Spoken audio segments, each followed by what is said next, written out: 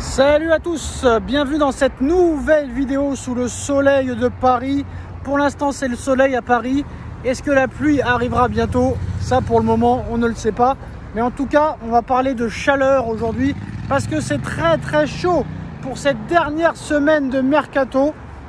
Et on va parler exclusivement, mais ça concernera aussi le Paris Saint-Germain, le Real Madrid. Mais on va parler d'Arabie Saoudite. Ouais, d'Arabie Saoudite. Eh oui, je sais. Là, c'est très chaud.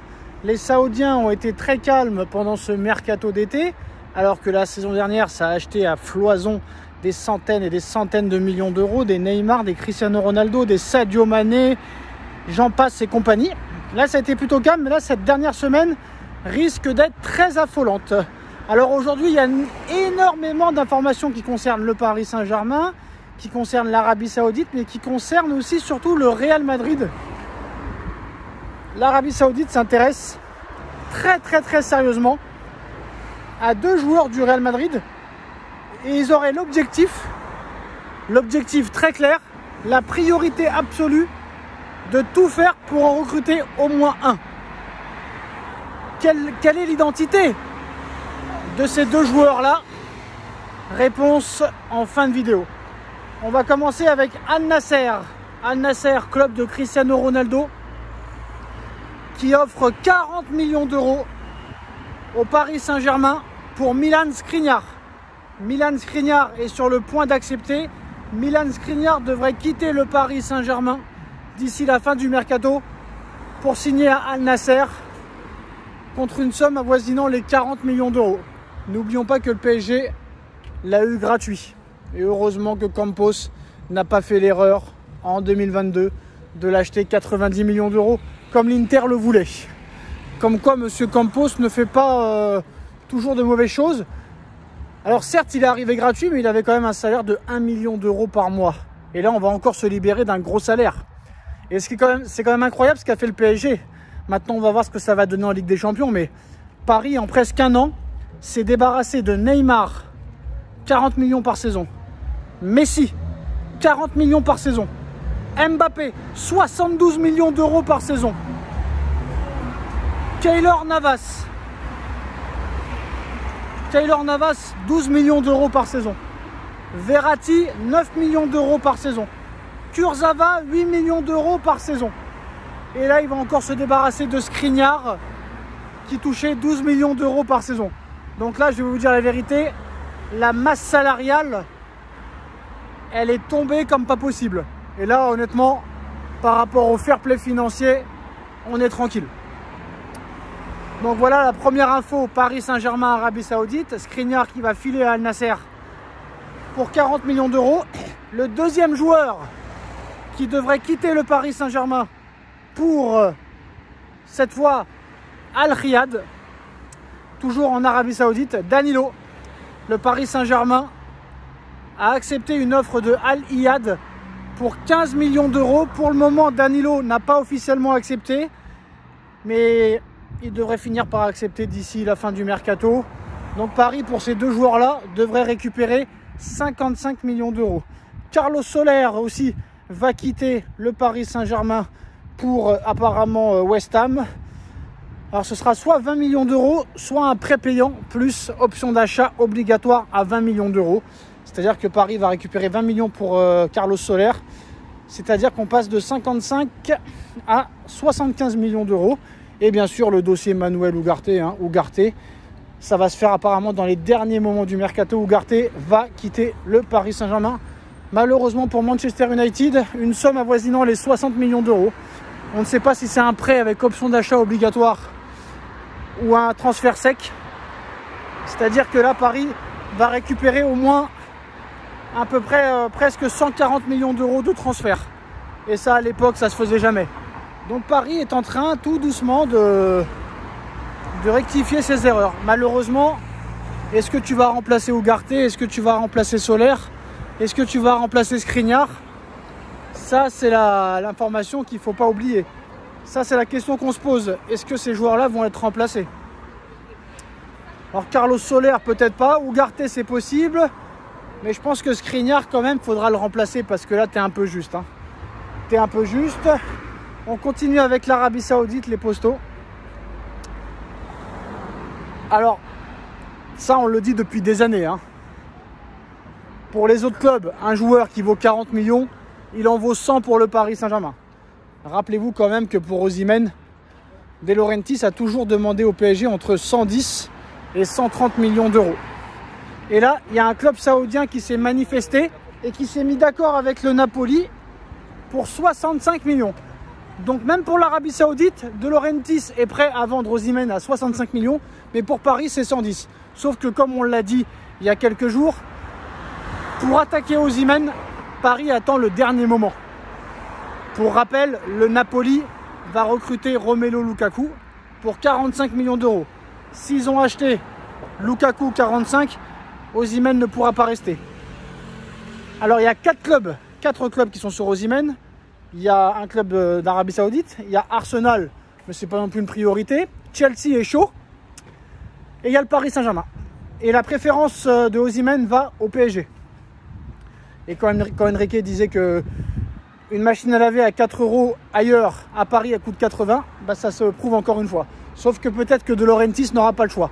Alors ce qui est intéressant, c'est que un club saoudien et De Laurentiis se sont mis d'accord pour le transfert d'Osimhen. Sauf que Victor Osimhen a refusé l'offre et il attend le Paris Saint-Germain. Sauf que Paris ne mettra pas plus de 70 millions d'euros pour Osimhen et peut-être pas plus. Et surtout, il voudrait aussi peut-être faire encore baisser le prix à 65 ou 60. Quoi qu'il en soit, Victor Osimhen veut absolument rejoindre le Paris Saint-Germain. Il a refusé l'offre d'Arabie Saoudite. Il attend le PSG et je pense que c'est ce que Paris veut, faire tourner en bourrique le Napoli pour que De Laurentiis demande au PSG la même somme qu'il a demandé aux autres clubs. Voilà, c'est fini Aurelio. Ça est fini, on ne surpaye plus les transferts, on ne surpaye plus les salaires. On te donne 60 bâtons pour Osimhen. C'est à prendre ou à laisser. Tu as fait la même erreur avec Koulibaly. Ne fais pas une deuxième fois la même erreur. On s'entend bien, on t'a recruté Lavezzi, on t'a recruté Cavani, on t'a recruté Fabian Ruiz. On s'entend bien Aurelio. Je pense que 60, c'est bien. Donc là maintenant, après tous les départs de Ugarte, Carlos Soler, Danilo, Skriniar, bah, je pense quand même que là il faut un défenseur. Hein.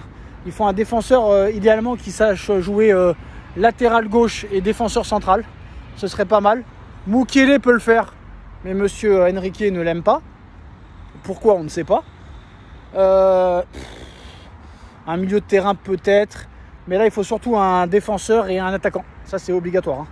S'il n'y a pas de latéral gauche ou de défenseur central qui vient d'ici la fin du mercato, ça risque d'être très juste. Parce que là, Hernandez blessé, Kipembe blessé, Skriniar qui s'en va. Là, t'as quoi? T'as William Pacho, t'as Marquinhos, t'as Beraldo, et c'est tout. Hein. T'as pas grand-chose en défense centrale. Et Kingsley Coman qui pourrait aussi débarquer au Paris Saint-Germain. C'est l'information du soir. Kingsley Coman va quitter le Bayern de Munich. Peut-être pour le Paris Saint-Germain. Pour l'instant, on n'a pas plus d'infos. Mais ça ne se bouscule pas au portillon pour Coman. Mais il va quitter le Bayern. Et les deux informations du jour, les postaux, mais surtout la grosse information.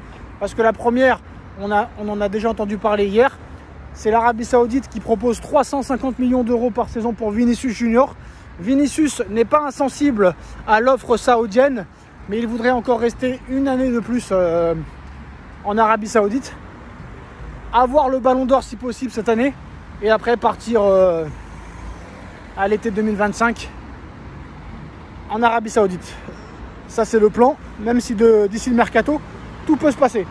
Et surtout, l'information principale de cette vidéo, la news principale de la journée, de la soirée, c'est que il y a des rumeurs comme quoi l'Arabie Saoudite serait prêt à offrir 500 millions d'euros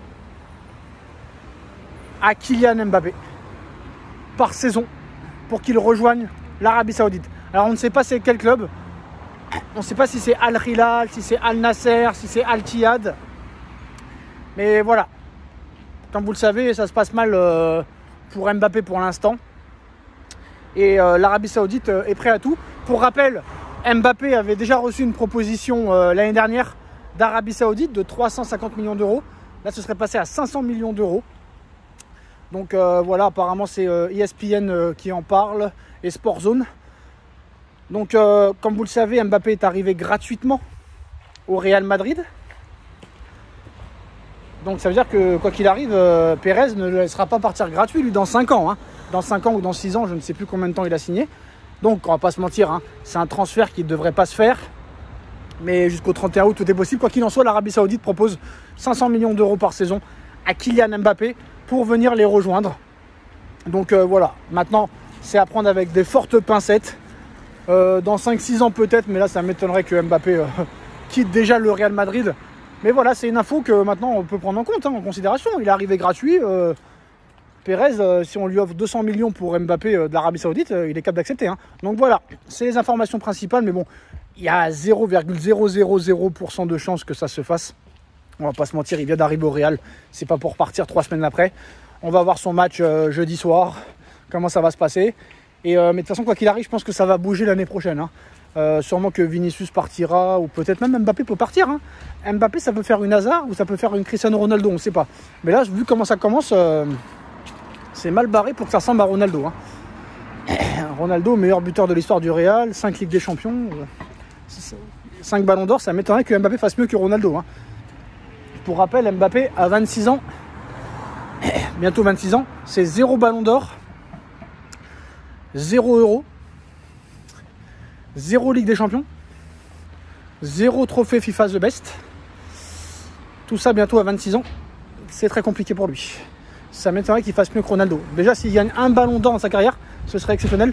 Mais je pense qu'il ne le gagnera pas. Parce qu'il ne joue pas à son poste. Et même son poste, il n'a plus les qualités. Pour moi, j'ai pas peur de dire qu'il est rincé. Hein. Mais on verra cette année. On verra ce qui se passera. Voilà les postos, c'est la fin de cette vidéo. On like, on partage, on commente, on s'abonne. On se retrouve très vite pour une nouvelle vidéo. Tchuss.